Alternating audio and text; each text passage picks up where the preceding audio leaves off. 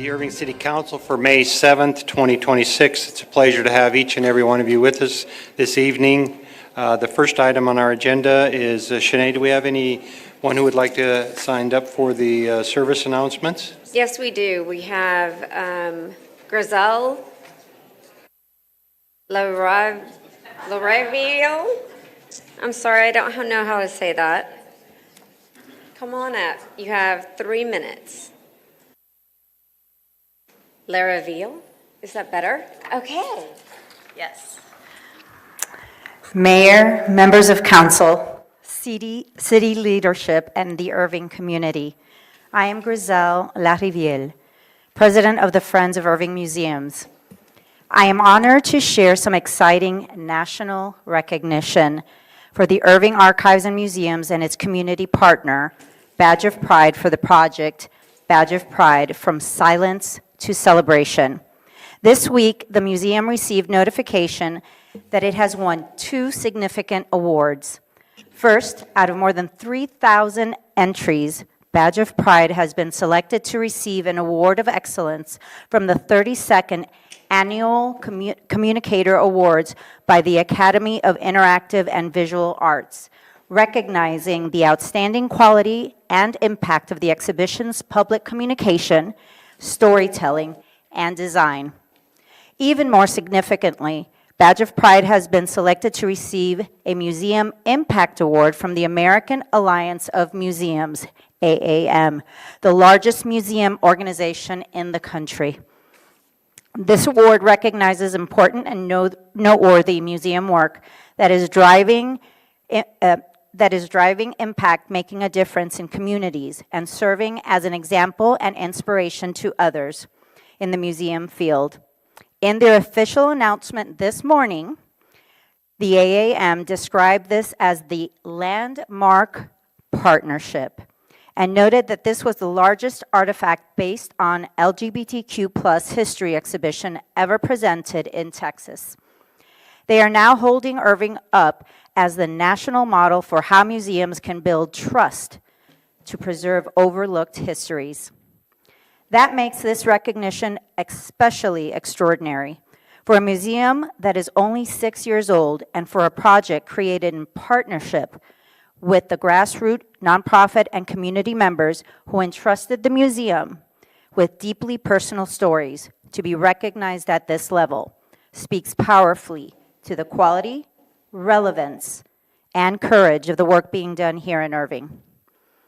It proves that when we tell stories with care and community trust, the entire country takes notice of what is happening here in Irving.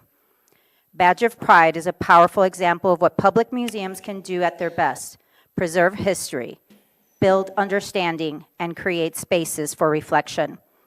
This project brought together city staff, community partners, sponsors, lenders, artists, storytellers, and supporters who believe that these histories deserved to be shared. These awards are not just a recognition of one exhibition. They are a recognition of the professionalism and purpose of the Irving Archives and Museums and the Department of Arts and Culture. They also reflect the City of Irving's continued commitment to cultural excellence, community storytelling, and public history. On behalf of the Friends of Irving Museums, I want to congratulate the IAM team, the Department of Arts and Culture, Adrian Cardwell, and Badge of Pride. Thank you very much. Thank you.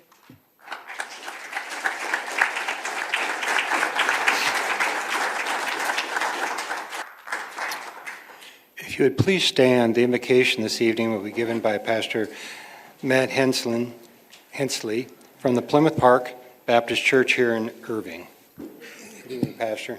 Thank you. We appreciate your service and your ministry to the city, and it's an honor to be here tonight. And I'm glad I don't have a time limit, so I can pray as long as I want. Just kidding. Let's pray together. Heavenly Father, we come before you with gratitude for the breath in our lungs, the city that we get to reside in and serve. And Lord, we thank you for the opportunity before us to have business done, to discuss, to plan. And Lord, we ask that you would direct the conversations and the decisions made in a way that's going to bring you glory. We thank you for each and every one of the men and women in front of me. the brave men and women that serve our great city and fire departments and police departments. And we thank you for the many, many people in front and behind the scenes that make it the safe place that it is, the wonderful place to raise children and to grow. In Jesus' name I pray. Amen. Thank you all. Amen. Thank you, Pastor. If you please remain standing, Mayor Pro Tem John Block will lead us in the pledges. Place your hand over your heart and recite the pledges with me. I pledge allegiance to the flag of the United States of America and to the republic for which it stands, one nation, under God, indivisible, with liberty and justice for all. Honor the Texas flag. I pledge allegiance to thee, Texas, one state, under God, one and indivisible. Thank you, John. We've got a couple proclamations this evening, so I'm going to meet down front. Julia, which one am I doing first? Ah. Are they here? Yes.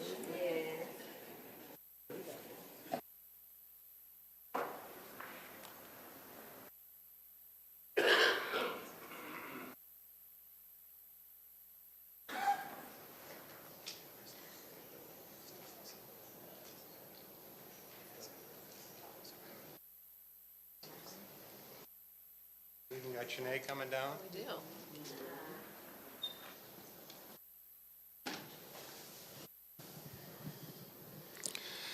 Well, this team right behind here is who takes care of me on a day-to-day basis and making sure that I'm where I'm supposed to be and doing what I'm supposed to be doing and saying what I'm supposed to be saying and bringing what I'm supposed to be bringing. They're very dedicated individuals and amazing individuals in their own right. We have a proclamation for Municipal Clerks Week. Whereas the profession of municipal clerks is the oldest among public servants and is an essential to the efficiency and the foundation of local government. In Texas, ensuring transparency, accountability, and smooth operation of municipal services. And whereas Texas municipal clerks have pledged to be ever mindful in their neutrality and impartiality while serving as the professional link between the citizens, the local governing bodies, and the agencies of government at all levels. And whereas these professionals serve as the office record keepers, managers of vital documents, conducting municipal elections, providing legislative support, and ensuring compliance with laws and regulations in the city and across the state of Texas. And whereas municipal clerks demonstrate exceptional dedication, professionalism, and integrity in their work, often going above and beyond to serve their community and they effectively manage the municipal governments. And whereas Municipal Courts Week provides an opportunity to recognize and celebrate the invaluable work of municipal clerks, acknowledge their vital contributions to public service, and highlight the importance of the role that they play in the day-to-day operation of our cities. Now, therefore, I, Rick Stouffer, Mayor of the City of Irving, and the Irving City Council do hereby proclaim May 3rd through 9th, 2026 as Municipal Clerks Week here in Irving, Texas. Congratulations.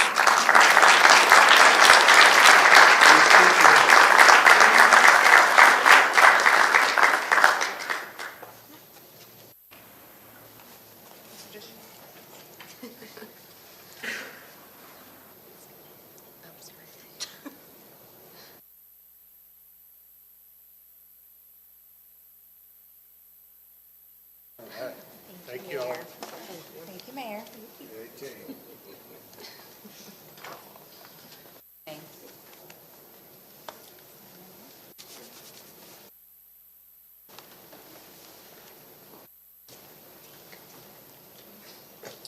Okay, Julia.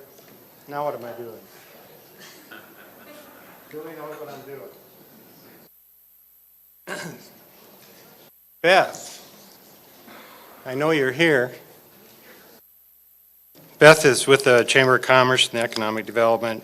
Her and her team are here to celebrate National Small Business Week and Economic Development Week. Hey, Harry. How are you?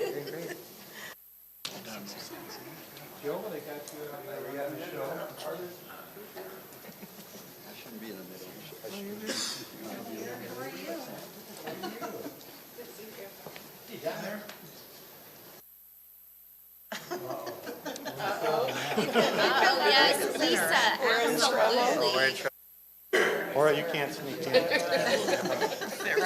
Yes, love it.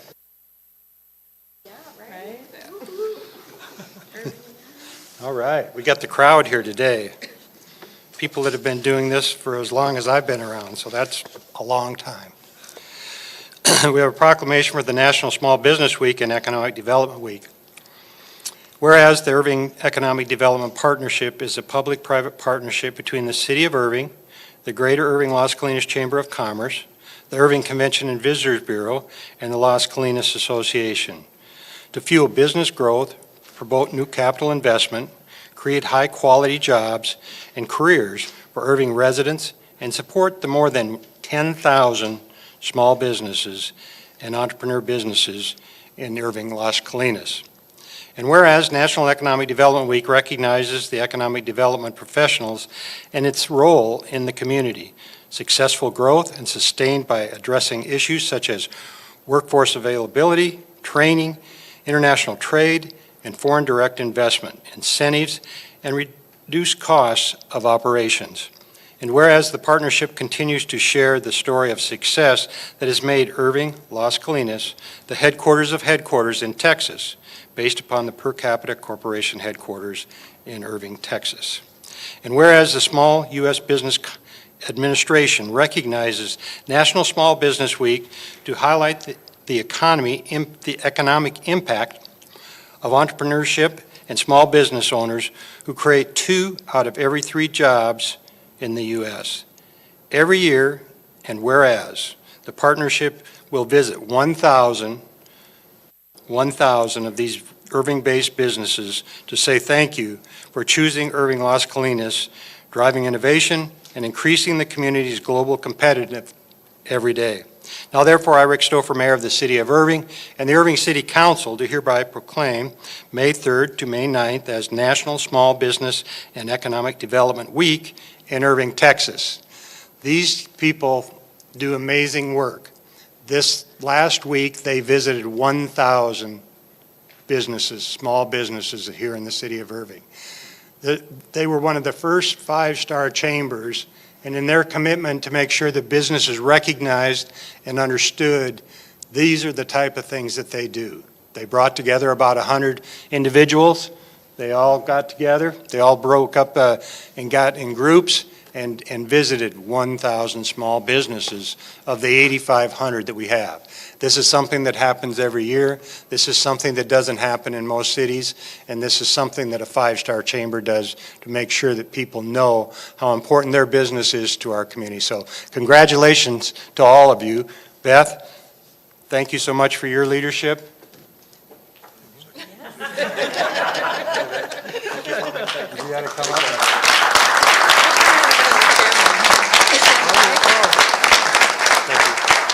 Okay, you both got to speak. No, both of you do. Okay. I'm not going to leave until you do. All right. Well, again, to all the residents and business owners and workforce at home in Irving, Texas, we are celebrating you this week. And on behalf of our incredible team and board of directors, we truly get to amplify one of the best stories, which is the location and home in Irving, Texas, and the phenomenal community, the amenities, the access, and it's truly where business industry can have a local address with global access. I was sharing with Mayor and Council earlier today, the policy in which they set allows for us professionals to work together as a team day in and day out to roll up the red tape and roll out the red carpet for our customers. So thank you to each of you for allowing us to amplify the Irving Las Colinas story and work on behalf of our business industry. I'll now turn it over to my boss, our chairman of the board, Harry Lake, president and CEO of COA Partners. Mr. Chairman? Thank you. I'll be brief. I think the mayor and Beth has covered all of it. I just want to say thank you. Thank you to the volunteers, the hundreds of volunteers that showed up to visit 1,000 companies and small businesses. Small businesses, like the mayor said, is the heart of business in our community. And it's not really just small businesses. These are family businesses. And these are families that are rooted right here. And so we appreciate it. The job creation is just phenomenal. We understand that these families and business owners are out there sleepless nights trying to figure things out because this is a competitive environment. And so I'm really thankful that we have a phenomenal mayor and city council and a chamber that supports these small businesses and allow them to thrive and provide the quality of life that we all experience right here in Irving and Las Colinas. So thank you very much, Mayor, for acknowledging that today. Sure. Thank you.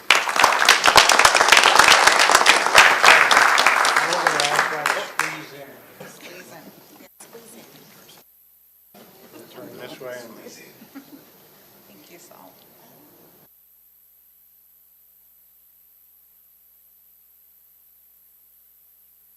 Y'all look at Todd real quick. Thank you, Todd.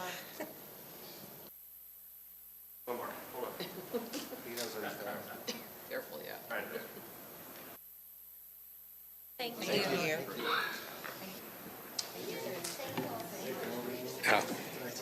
Yes.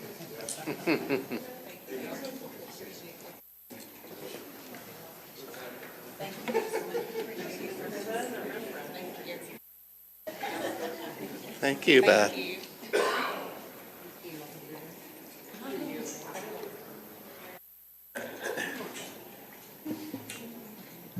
So next up on our agenda, while the mayor is walking back, this is Mayor Stouffer after 37 years of service to the city, 9 years as mayor, three-year term, so the term limit is out. Next Wednesday, in the great city of Irving, Texas, we'll swear in Mayor Al Zapanta.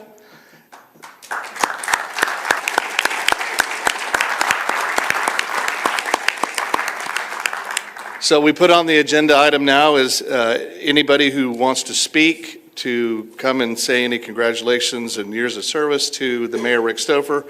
As with anything in the city, we have a process. So if you didn't sign up to speak, that's okay. You can still come speak. But our first speaker tonight is Kim Black.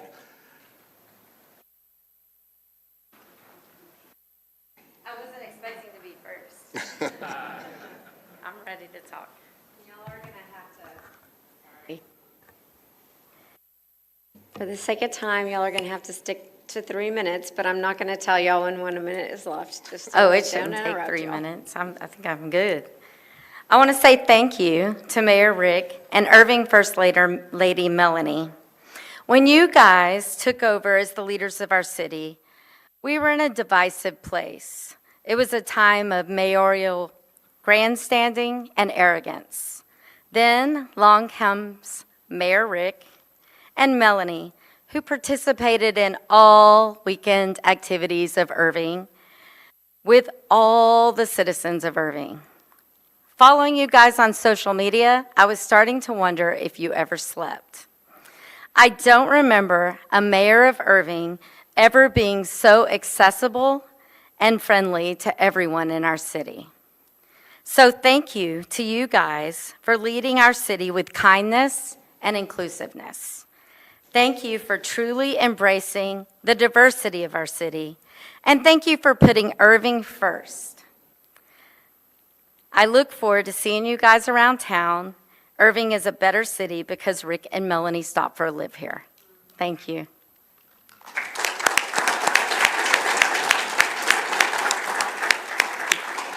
David Shoemaker, if you'd like to come down.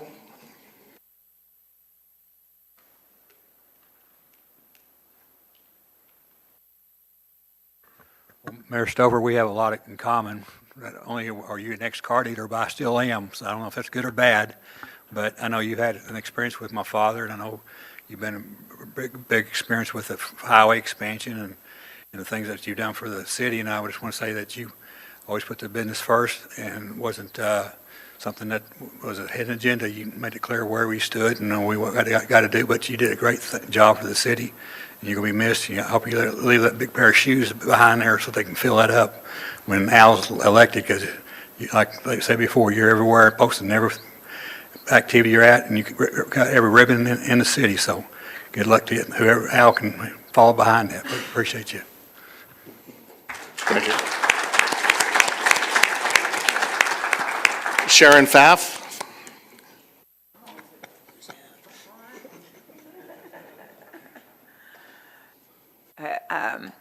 Do we have to say our address and all that No. stuff? No, okay, thank you.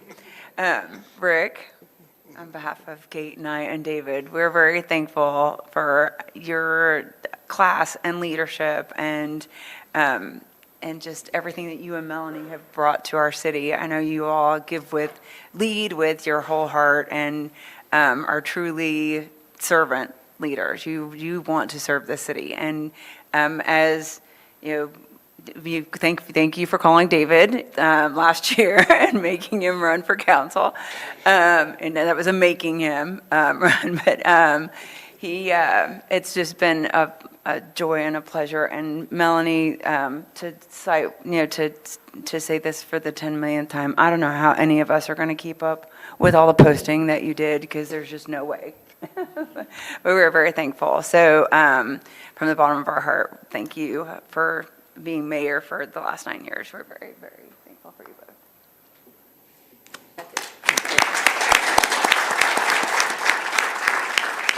Chuck Cooperstein.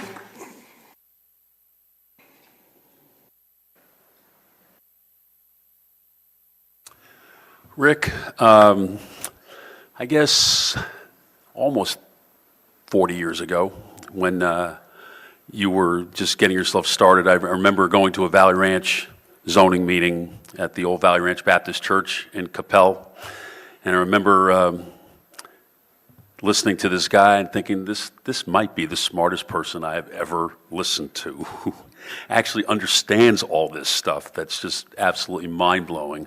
But that was the first time that I had heard you and met you. Obviously, in the last 15 years, we've gotten to know each other a lot better through Karen. I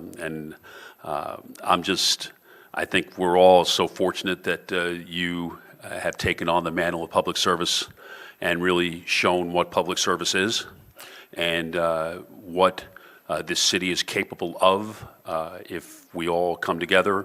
You've set an amazing example for all of us.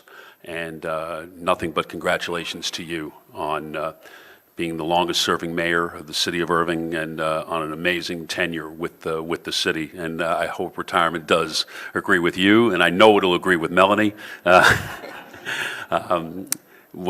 know just what you both have done, and 7 days a week, 20 hours a day. I'll give you 4 hours to sleep. What you've done is amazing. And I know I'm grateful, and I know there are probably about 240,000 residents of the city of Irving who are grateful for your service.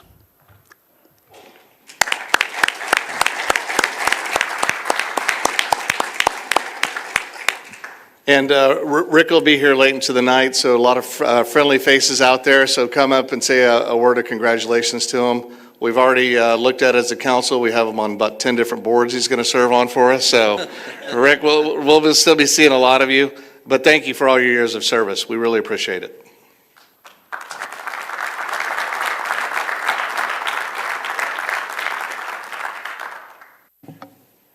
Well, if you indulge me for a few minutes, I had the opportunity over the last week to sit down and think about some things, and then Karen Berlin Cooperstein got with me, and I tried to put some thoughts together, so I'll try to make it through this. And just my perspective on some things here in the city of Irving.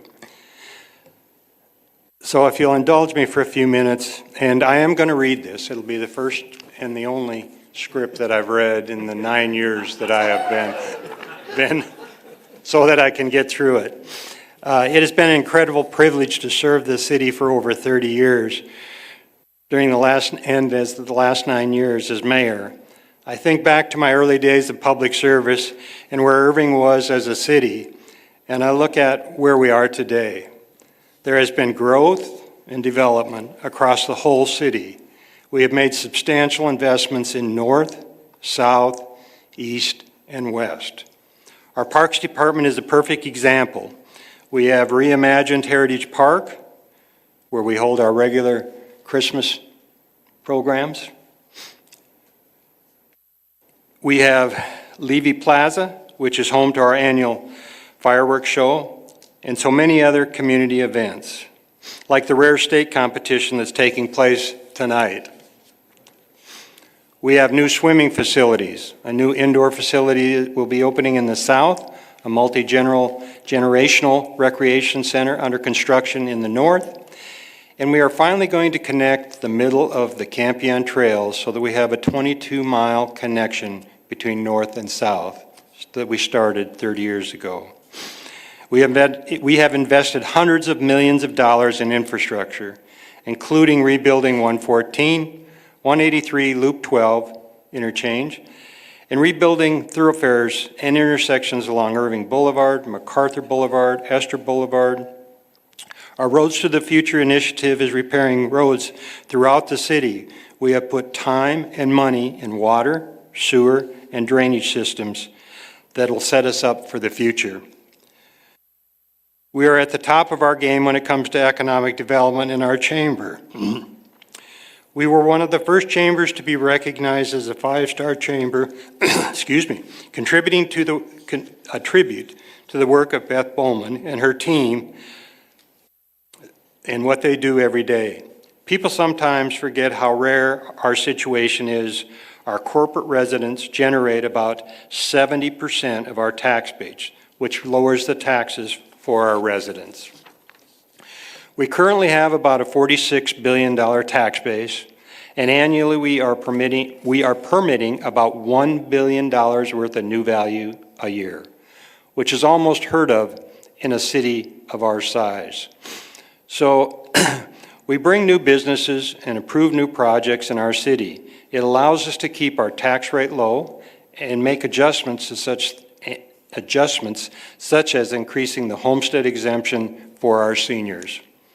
The urban center has been transformed with the addition of Water Street, home of some great restaurants, coffee shops, and retail, along with the revitalization of the Mustang Plaza and upgrades to Williams Square. We have our first new corporate high-rises in the urban center in decades, and we welcome new Fortune 500 and Fortune 1000 to our city regularly. There has been a warehouse boom in the western part of our city, driven by our location along the DFW airport. These facilities have tremendously high-paying jobs and industry leaders like Heritage Auction and Mars Candy, which has over 1.5 million square foot distribution center here in Irving. Our hospitality industry is thriving under the leadership of Maura Gast, who just marked 35-year anniversary with our city. Tourism is a huge business in Irving and directly impacts our residents. We welcome nearly 4.5 million visitors each year, generating over $4 billion in visitor spending and $85 million in local tax revenue. The tax revenue supports crucial city services, saving every Irving household approximately $900. If we didn't have the tourism industry and the dollars that they raise, in order to operate the city we do with our police, our fire, our parks, and each homeowner would have to pay an extra $900 a year. That's what that does for us.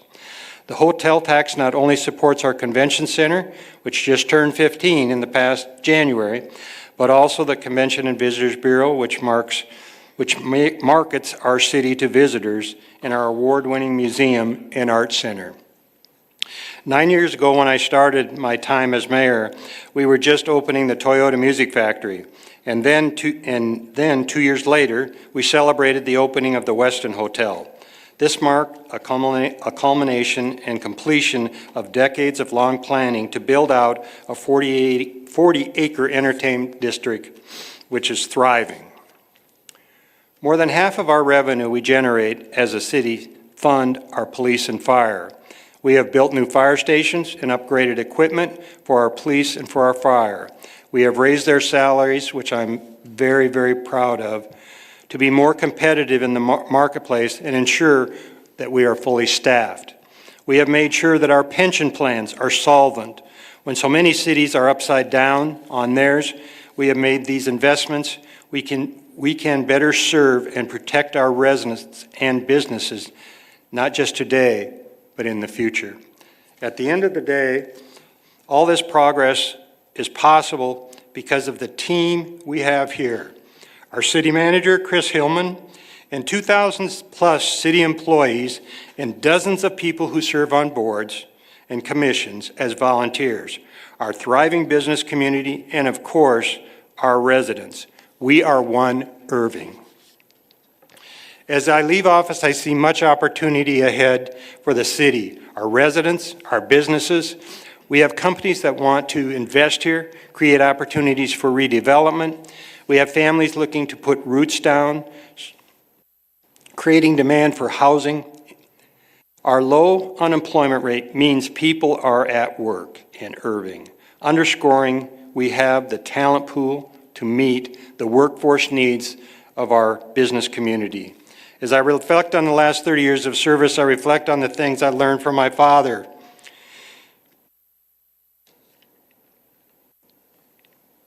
He taught me there are two things that matter: respect and responsibility.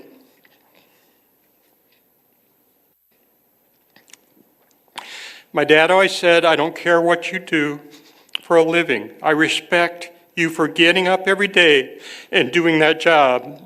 He believed in treating people well. He also believed a person's responsibility, doing your job well. If you wash cars, be the best washing car person you can be. If you mow lawns, be the best you can be. If you work in an office, be the best that you can be. I hope people look back on my service. They see these characteristics in me: respect and personal responsibility. I hope they remember me for taking the job seriously, excuse me, and giving it my all. To my fellow city council members, thank you. Thank you for your service. Keep working every day to improve our community. Keep showing up to the city and staff.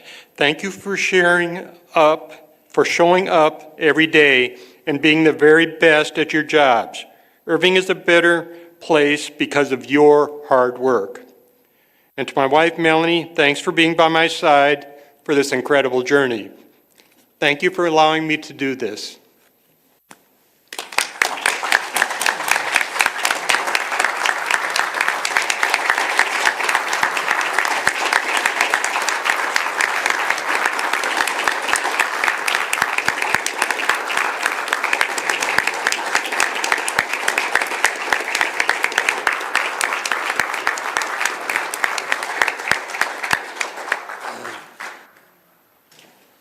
I always choke up when I think about my dad.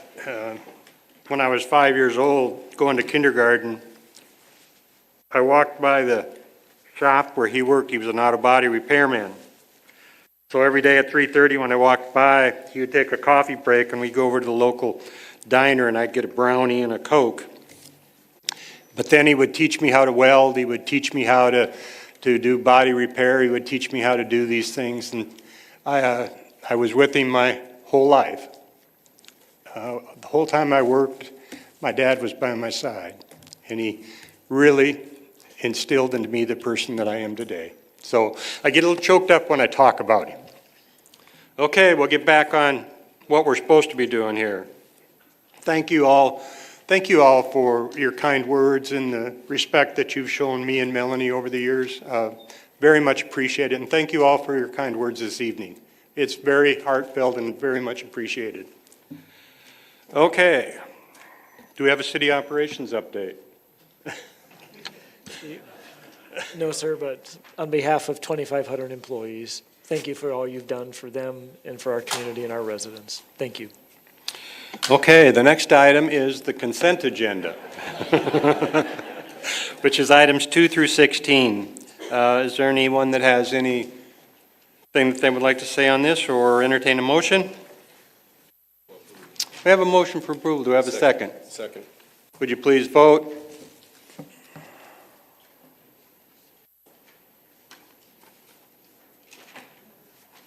And it passes unanimously. The next item, 17, Mayor, is... Just real quick on one of the items, just so the citizens know, the VIA contract Oh, sure. is getting signed. Please do. Maybe if you can talk about No, that. please, go ahead, you. We've been talking about a lot of DART items lately this year, so this is a pretty big item that we're passing on the agenda. We've talked about it and signed a contract with VIA to restore the 225 and the 255 routes. That'll be up and running in 30 days, I believe, Chris? And also a circulator in the urban center. So those three items will be using the money that DART has provided back to us in the general mobility program. So I just want to make sure all our citizens know that we're working hard to make sure that we're getting service for our citizens. So David, I appreciate you making sure everyone knows that we are working towards that. We'll have both those routes back up on 30 days, and we'll be evaluating how we can best use the circulator system. And Al brought up some good thoughts today of how we work with DCRD as well, and looking at how, if we could incorporate the people mover as well, or at least the system along it. So I think, thank you for bringing that forward. Item number 17 is a public hearing and ordinance readopting section 13 through 14 of the Code of Civil and Criminal Ordinances of the City of Irving, Texas, related to child care for operating youth programs. Sinead, did we have anyone speak that would like to speak on this item? No, sir. Any comments or questions or suggestions? I'll entertain a motion. Motion for approval. We have a motion and a second. Would you please vote? And it passes unanimously. And now that brings us to our zoning cases, which are 18 through 20. At this time, we will ask anyone wishing to speak for or against a zoning case to stand and be sworn in by our city secretary, Sinead Jennings. Please stand and raise your right hand if you're going to speak on a zoning case. Do you solemnly swear or affirm that all statements which you will make tonight to the City Council of the City of Irving will be the truth and nothing but the truth? Thank you. You may be seated. And I want to let you guys know that y'all, as applicants, have 10 minutes total together to speak. Okay, our first zoning case is ordinance 2025-213ZC, considering a zoning change from SP2CC, generalized site plan, community commercial, to SP1 RAB, detailed site plan, restaurant with the attendant accessory uses of the sale of alcoholic beverages for on-premise consumption in CC community commercial uses at 8080 Walton Boulevard, Suite 120. Are there any questions of the applicant? Was there anyone signed up? Yes, I don't know if it's the applicant or not. It's Muna Raj? Yes, come on down. You're the applicant? Okay. Are there any questions of the applicant? I'd entertain a motion. Motion for approval. We have a motion. Second for approval. Would you please vote?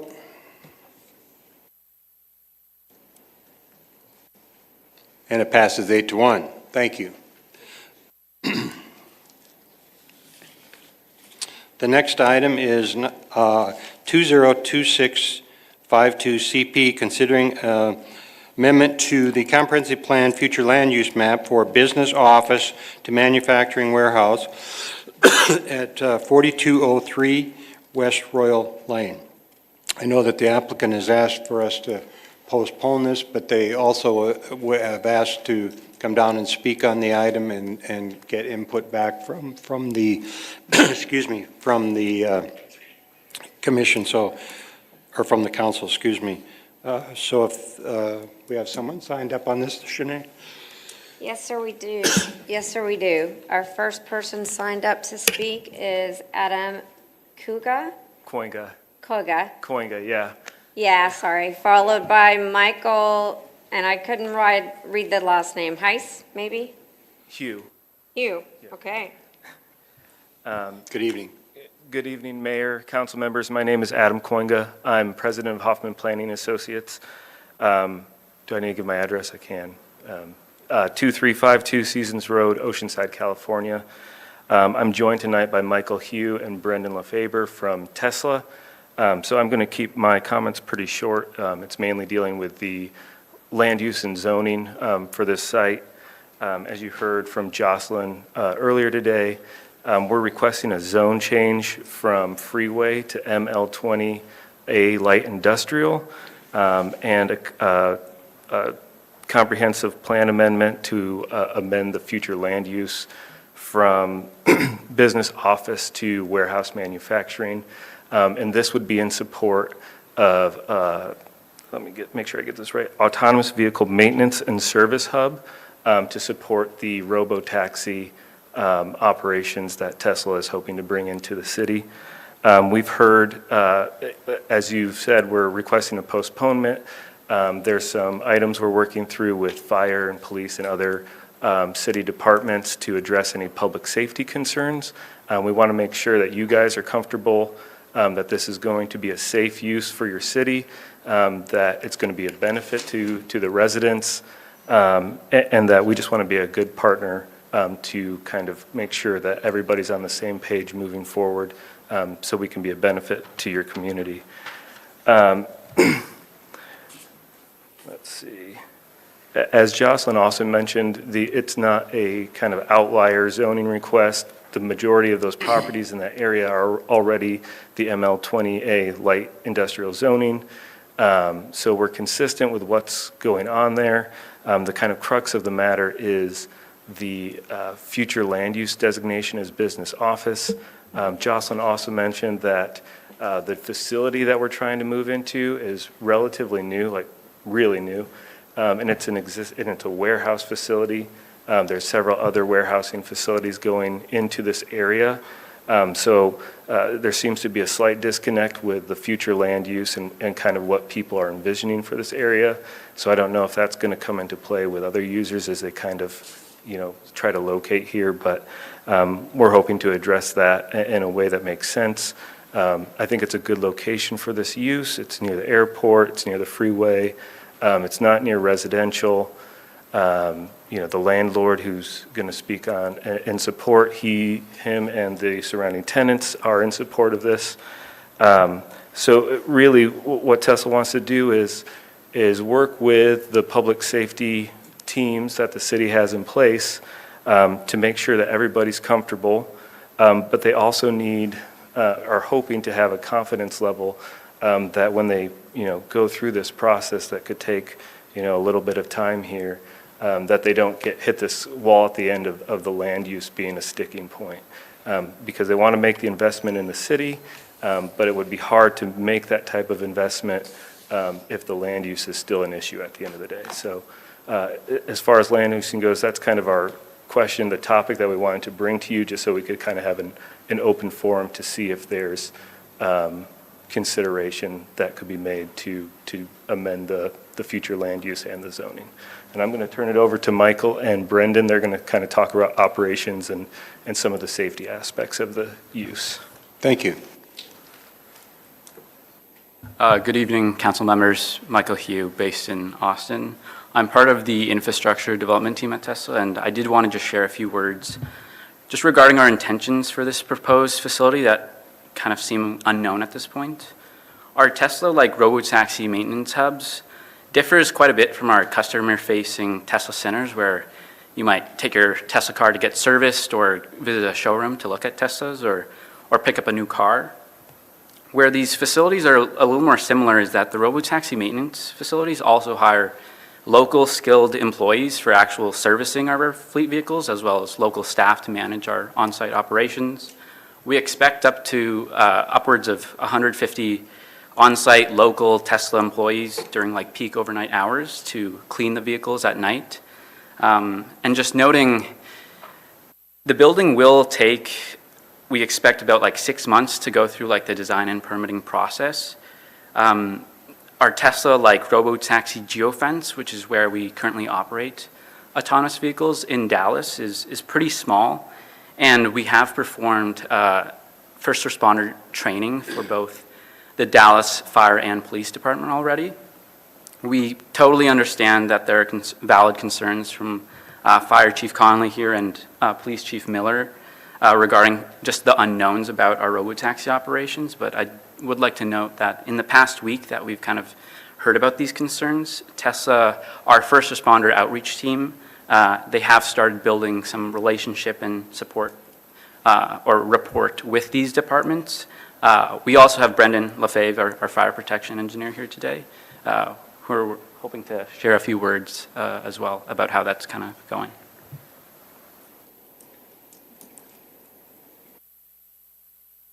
Hello, Council. First and foremost, it's very clear by what we were able to see earlier. Please state your name and address. Sorry, my name is Brendan Lefebvre. I reside in Austin, Texas. It's very clear that this is a special community. I think that was made extremely touching speech by yourself, Mayor Stopfer, there about your tenure here. I'm just here to reinforce our commitment to the first responders, to fire life safety.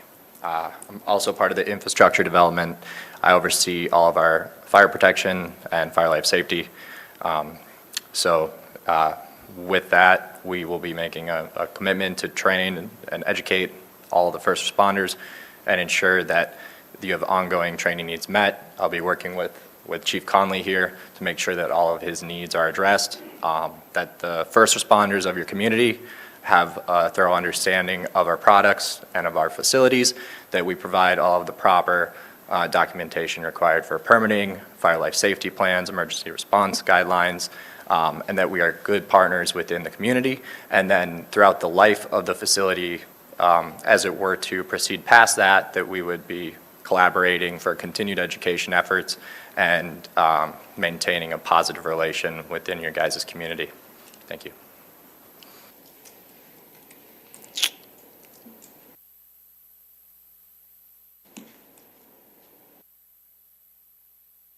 Good evening.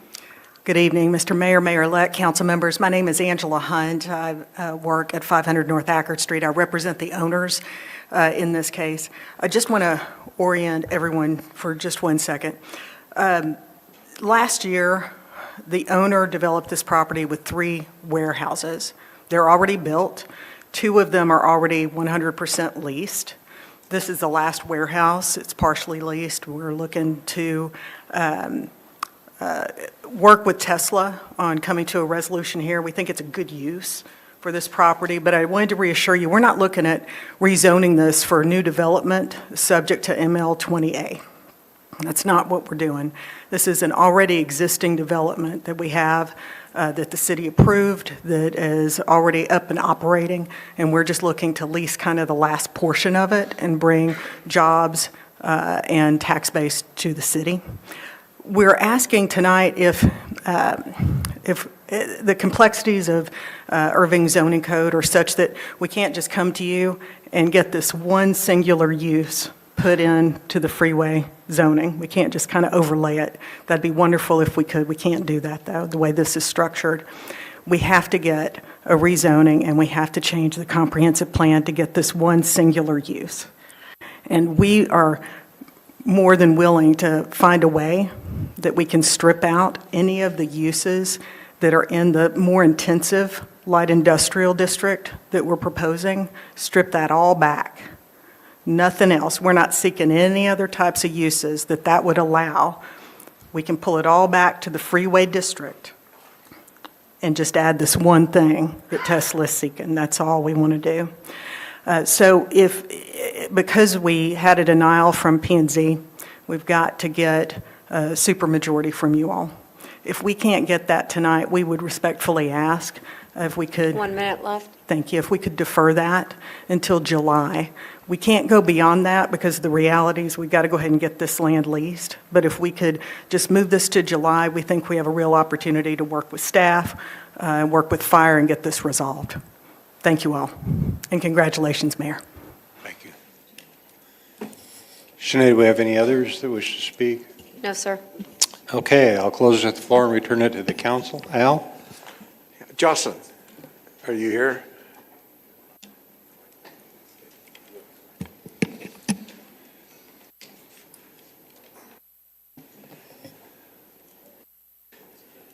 Thank you.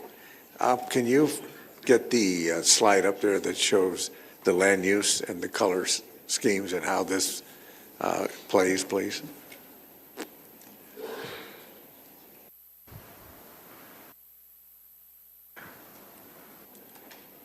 that the one you're looking for? No, the other. There you go. That Go one there? back there. Okay. You want to explain how that fits in this whole color scheme and what we call our land use and how we can go forward on this? Sure. And the map that was up just a second ago kind of helps too. Jocelyn Murphy, Director of Planning. So this area used to be what was called Business District until a few years ago, where we separated the business office and the warehouse manufacturing into two different categories. And when we did that, we relooked at the Freeport area, and the areas you see now in purple were manufacturing at the time and were designated as manufacturing.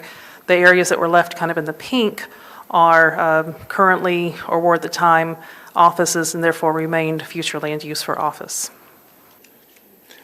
Thank you. I think the critical piece in our discussions this afternoon, and also I did hear the Planning and Zoning Commission on Monday night, and I think the key thing that I see, and I am familiar with this, and this is in my district, even though I'm now vacating it, it doesn't fit. It doesn't fit the land use. It's being slid right in. We're looking at autonomous vehicles throughout an area where there's a lot more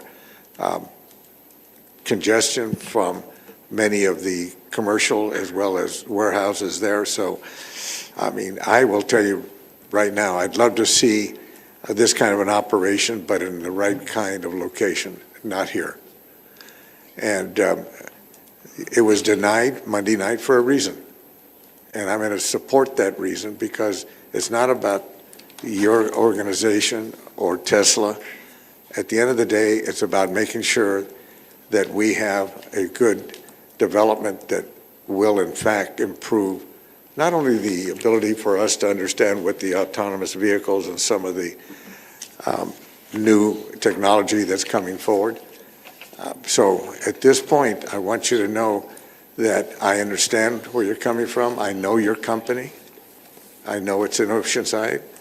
There are two other locations where autonomous vehicles are having problems because of congestion and the almost in they're being in a kind of obstacles to the traffic pattern. And so I'm saying that we're not against you. We'd like you to seek a better location where you can in fact fit what your application is going to be, whether it's manufacturing, repair, maintenance, et cetera. But it's also going to have vehicles. And I think if I look at the numbers that I heard on Monday night, it's going to be a lot of congestion. And so at this point, unless you want to respond to me, I will tell you right now that I'm not in favor of this. Dennis. Yeah, so we had a very lengthy discussion about this today. And, you know, my main concern was the safety issues and the concerns of the fire chief. As far as I'm concerned, I'll support it. I think you couldn't find a better place in the city to put it, simply. And so, so I'm going to support as long as y'all can satisfy the police chief and you can satisfy the fire chief, and y'all can bring something to me that they are satisfied will be good for our city. I think having this here in our city would be good. It's what's coming. And so I asked the question today about the storage, and under a previous approval that you could actually store trailers, I guess semi-tractor trailers or whatever, on this same piece of property.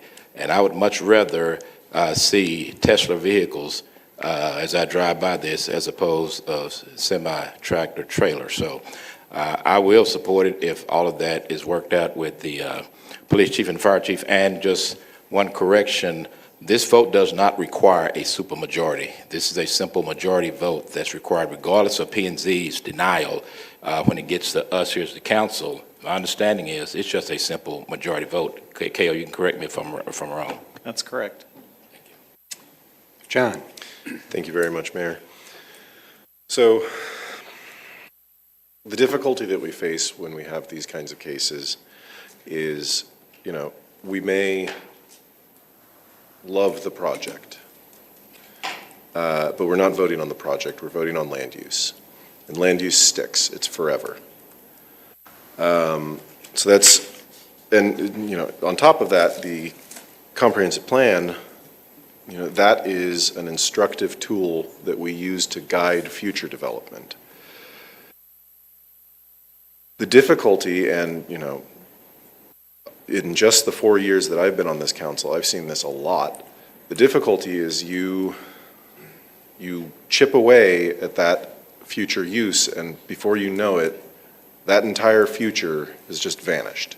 Because, well, it's just a little project, it's just this one thing. Okay, fine. And then the next one, well, you already have it in the area. And then the next one, well, the area is already 30% this use. And pretty soon, that's all there is. So these are some of the considerations that we have to weigh when we have these cases. Now, with this case, the use is already there. Now, Jocelyn, correct me if I'm wrong, but freeway allows distribution warehouses by right, correct? Yes, correct. That's how those buildings were built. Yes, okay. So this property was just redeveloped with brand-new warehouses, and it's going to be warehouses for the foreseeable future, whether the comprehensive plan is changed or not. So really, the land use question that we're being asked to consider is,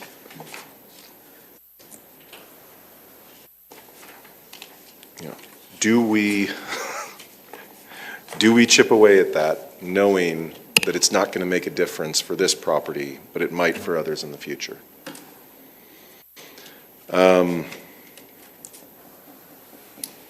For this particular property, I'm inclined to support it because of what the project is,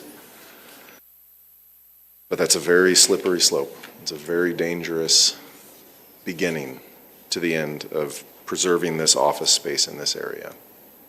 So, Adam. Well, we'll let them respond after everybody's talked. Thank you, Mayor. Yeah, not a whole lot to add. I appreciate you all meeting with both chiefs and working with the city on that. That was my main concern in the work session. You know, I think the public safety is a real issue, but I know you've solved this in other cities, and their training and protocol that I'm happy that we're going to learn about. So I do actually, I'm in favor of this case. I think it's very similar use to what was already there. And then if we think from a project perspective, strategically, you know, 5-10 years from now, I think this is going to be what I think is going to be very useful and practical for our city, especially as a supplement to, you know, other public transportation and other options like that. So I'm in favor of the case. Thank you. Mark. Yeah, I have a question really about the zoning category. So ML20A with additional use of facility for the storage, dispatch, service, and repair of an autonomous vehicle fleet. I don't think I've heard much about the expectations for cars, the autonomous cars coming in and out. Is this like a heavy volume of cars like going to serve the airport, or is it just like, is it a location for the whole Metroplex for the cars to go to? Go ahead. Someone can answer that question. Yeah, the entire intent of having the fleet based here in Irving, primarily the location was ideal just because of the close proximity to DFW airport. The question is, like, where does the vehicle... What kind of volume of cars are going to come in and out of there? We expect initial operations to be closer to approximately 1,000 vehicles, but at higher volume, or once we get to like maximum efficiency for this site, which is primarily like cleaning the vehicles at night, closer to 4,000 to 5,000 per day coming in and out. Yeah, so all 4,000 to 5,000 vehicles would come to this site daily, pretty much at night, to be cleaned, so you can get rid of the crumbs or dust, or make sure the car is looking nice from the outside before it goes out onto the roads again. So they're coming primarily at nighttime, so they've been I guess, been driven around wherever they are? Yeah, during the day? entire intent is that, so we have charging on site, so they would leave the site and on a full charge in the morning and pick up like the morning customers or the morning demand, and then they'd be out in the roads and capture like the rush hour 5 p.m. traffic or 5 p.m. rush hour demand, and then return back to this site much closer to the evening when there aren't really that many rides. And that's when we would have tons of staff on site to actually clean them. Okay, thank you. Any more questions from the council? Abdul? And we'll, when you're finished, we'll give them an opportunity to answer any of the questions that have. Sure. So my question is, as you probably heard in the work session, the concerns brought by the fire chief and the police chief, how we are going to address that, because I understand that you are asking for a 30-day defer to postponement, and those concerns couldn't be answered if in 30 days. If they need more time, do you have the ability to extend it to postponement to more than 30 days?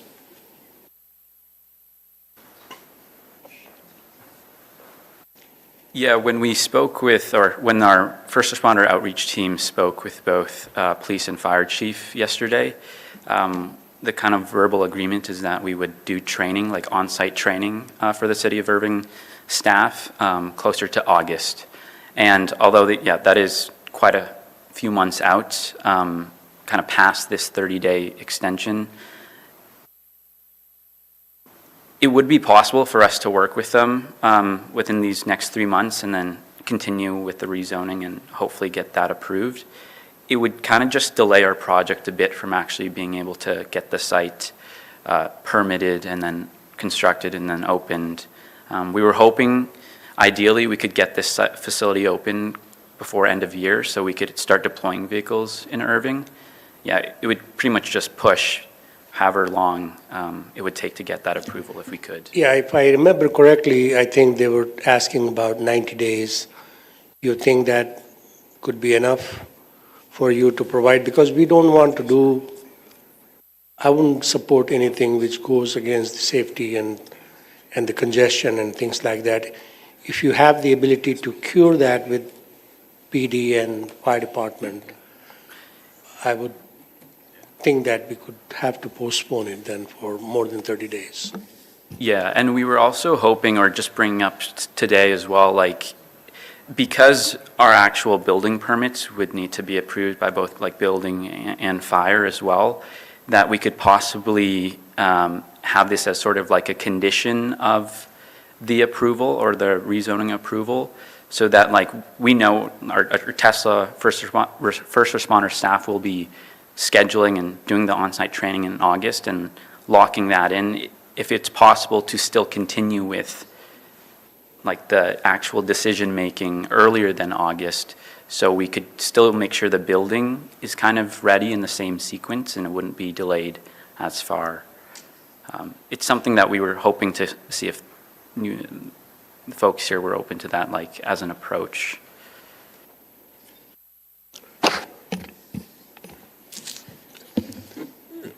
So if there is no comments, I would like to propose the postponement for 90 days. We got Al's going to make a comment, so. Can you hold off for a second? Let me be sure I understand. Are you asking for a postponement, and for how long? Because you kind of haven't told us that. You said 30 days and maybe August. We need to understand what you're asking us to do. So unless you can be really clear on that, because you were denied by the commission, okay? And Yeah. so let's hear what you expect of us. So we are asking for a postponement. Our request was 30 days, but if it needs to be 90, I think Michael and his team are okay with that.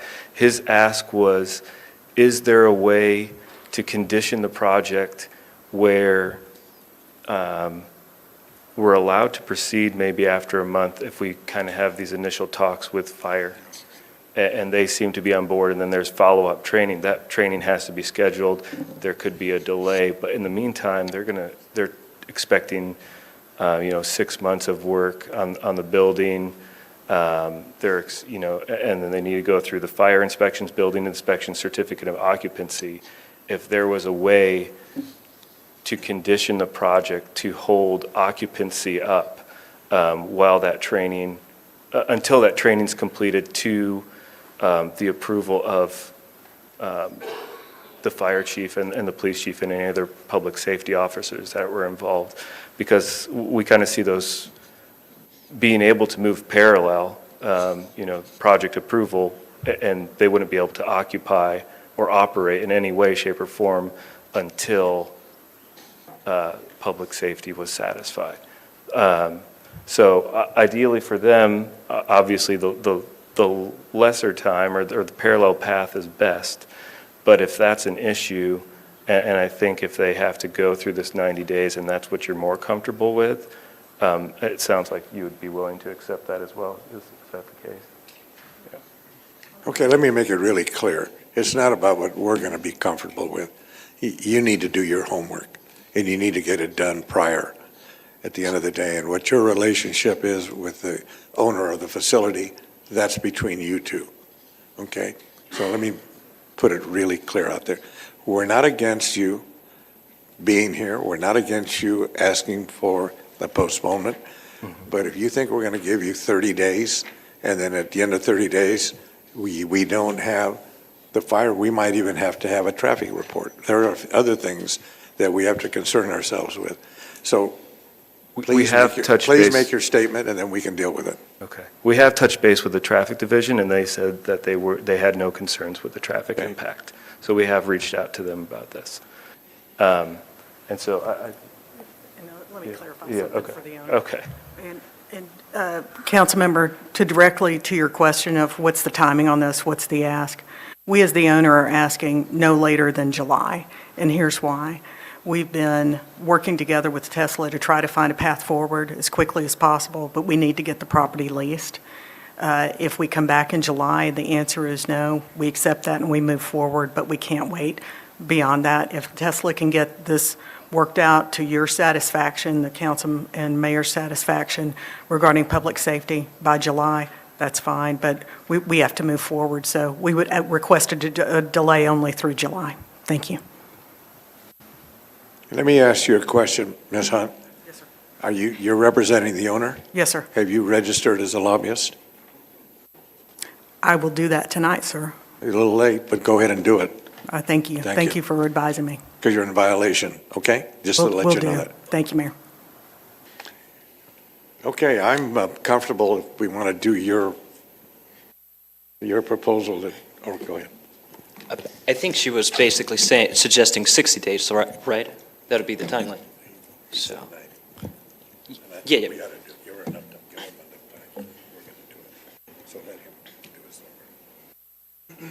But she just asked for July, that's 60 days, right? Or, okay. It's before he's making the motion. Wow. Go ahead. Go ahead, Luis, ask.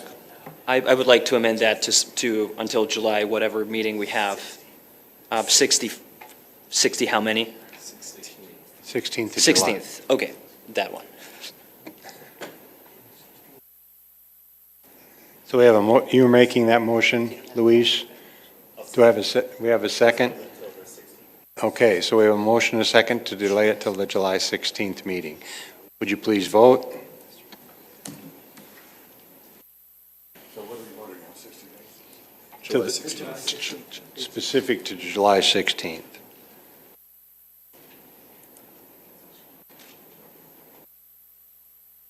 And it passes 8-1. We need to make the same motion on the next item. Mayor, I move item 20 to the July 16th meeting. We have a motion and a second. Would you please vote?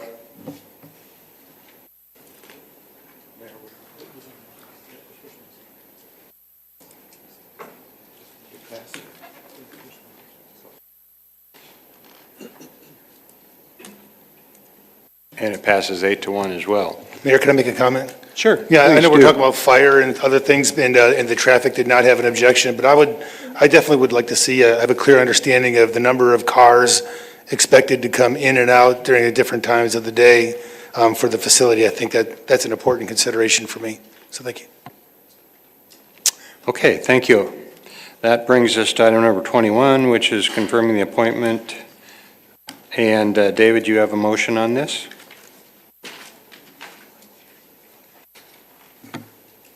Yes.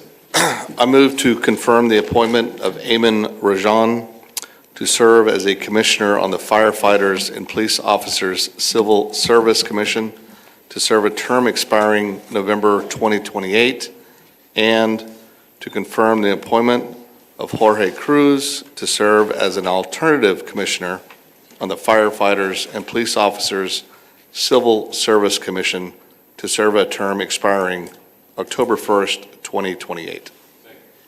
We have a motion and a second. Would you please vote? And it passed unanimously. That concludes our regular agenda. We're going to take a brief pause here for about 4 or 5 minutes, and then we'll come back and do the public comments.